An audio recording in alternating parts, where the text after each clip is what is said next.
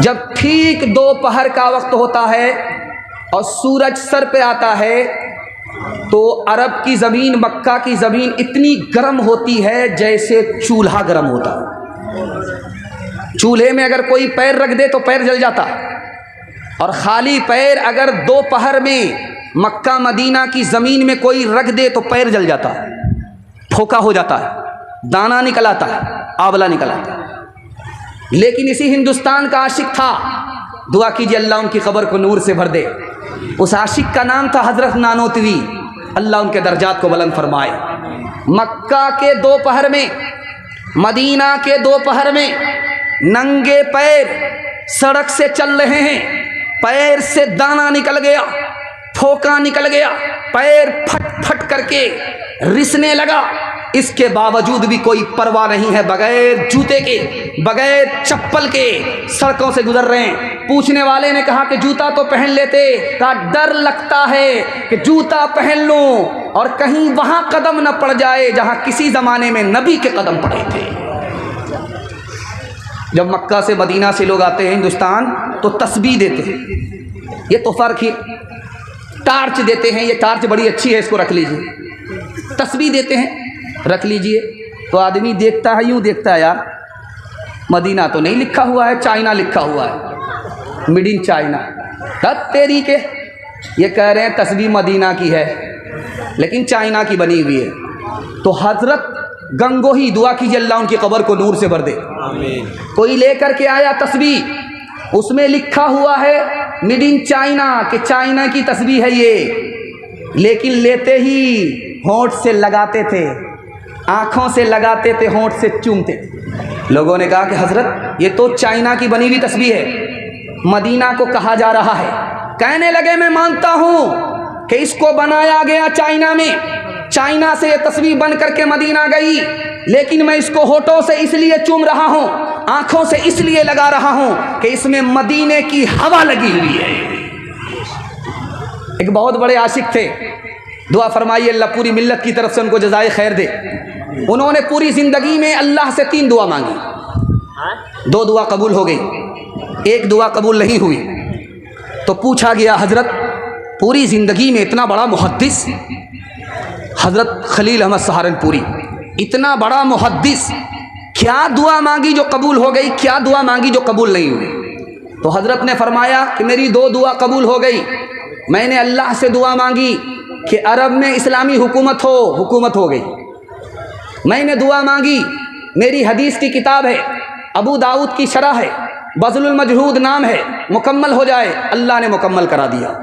अब एक आखिरी दुआ है, वो मैं मांग रहा हूँ, मुझे यकीन है, अल्लाह की ज़ात से उम्मीद है ये दुआ भी कबूल हो जाएगी। कहा हज़रत वो क्या दुआ है? कहा दुआ ये है, मैं पैदा तो हिंदुस्तान में हुआ हूँ, अल्लाह जन्नतुल बकी में दफन होना लिख दे। आखिरी बात आपकी खिदमत में लेकर के आ रहा हूँ। आप जब फ़ज़ाइल आमाल मस्जिद में देखते हैं उसको अदब से उठाया कीजिए, आँखों से लगाया कीजिए, होठों से चूमा कीजिए। बहुत बड़े आशिक़े रसूल की किताब है, आपको अंदाज़ा नहीं है। एक नमूना आपकी खिदमत में लेकर के आ रहा हूँ। दुनिया में सबसे ज़्यादा हदीस में उर्दू ज़बान में छपने वाली किताब, मुख्तलिफ ज़बान में छपने वाली किताब अगर कोई है तो फ़ज़ाइल अमाल है। कितना बड़ा आशिक था, उनकी किताब को अल्लाह ने पूरी दुनिया में ऐसे आम ताम कर दिया। उस आशिक का एक नमूना आपकी खिदमत में लेकर के आ रहा हूँ। उस किताब पर अगर धूल पड़ी हुई रहे उसको साफ़ कीजिए, उसको मिटाइए, होठों से चूमिए, आँखों से लगाइए। कितना बड़ा आशिक था, मैं आपको दिखाने के लिए जा रहा हूँ। जब मदीना आते थे उनके लिए चटाई बिछाई जाती थी। शेखुल हदीस मौलाना ज़करिया रहमतुल्लाह अलैह जब मदीना आए तो चटाई बिछाई गई। खजूर की चटाई है, मदीने की खजूर है, उसकी बनी हुई चटाई है, वो बिछाई गई। हज़रत इसमें बैठ जाइए। कहने लगे ऐसा नहीं हो सकता, हिंदुस्तान में जाकर इस चटाई पर बैठूंगा, लेकिन मदीने पर चटाई पर नहीं बैठ सकता, मदीने में चटाई पर नहीं बैठ सकता। क्यों? मैं मदीने का कुत्ता हूँ, मेरे लिए मदीने की ज़मीन ही मुनासिब है। इतने बड़े आशिक की वो किताब है, बहुत अदब से उठाइएगा। अल्लाह आपके मुक़द्दर को चमका देगा। ध्यान से सुनिएगा, आखिरी नमूना आपकी खिदमत में। हिंदुस्तान से जो हवा जाती है मदीना, वो ठंडी होती है, और जो हवा मदीने से हिंदुस्तान आती है वो गर्म होती है। क्यों?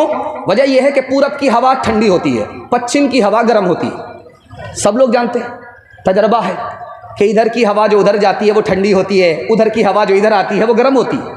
एक गैर मुस्लिम ने हज़रत नानोतवी से मजाक किया, हुजूर आप तो कहते हैं मदीना मदीना मदीना मदीना, मदीने से आने वाली हवा गर्म, हिंदुस्तान से जाने वाली हवा ठंडी, बात क्या है?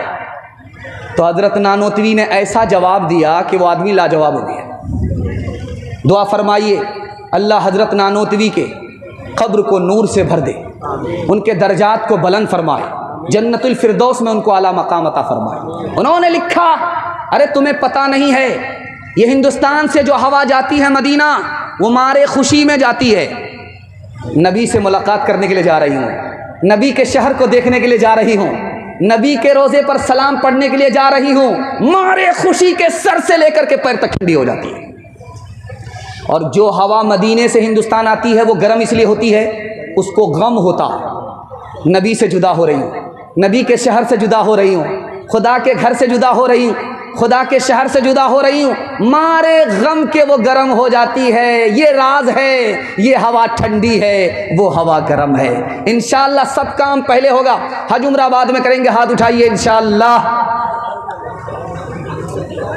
ताज़ीम की है जिसने मोहम्मद के नाम की, खालिक ने उस पे आतिशे दोज़ख हराम की। तेरे मकाम का तो खुदा ही को इल्म है, जन्नत तो है जगह तेरे अदना गुलाम की। पहले तौबा से दिल पाक कर लीजिए, पहले तौबा से दिल पाक कर लीजिए, जाम तौहीद लब से लगा लीजिए।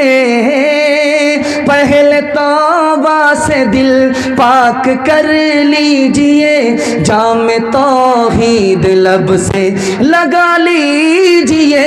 आब ज़मज़म से फिर अपना मुँह धोइए, आब ज़मज़म से फिर अपना मुँह धोइए, और नामे शहे अंबिया लीजिए।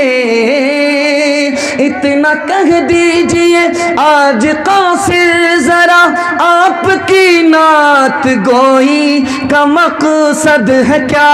गर नबी की गुलामी की है आरज़ू, तो गुलामी नबी से दुआ लीजिए। सीरत का जलसा मुकम्मल हो गया। अब मैं बूढ़े बुजुर्ग के हवाले से सुना रहा हूँ, आप लोग सुनने के लिए तैयार हैं? दोनों हाथ उठाइए।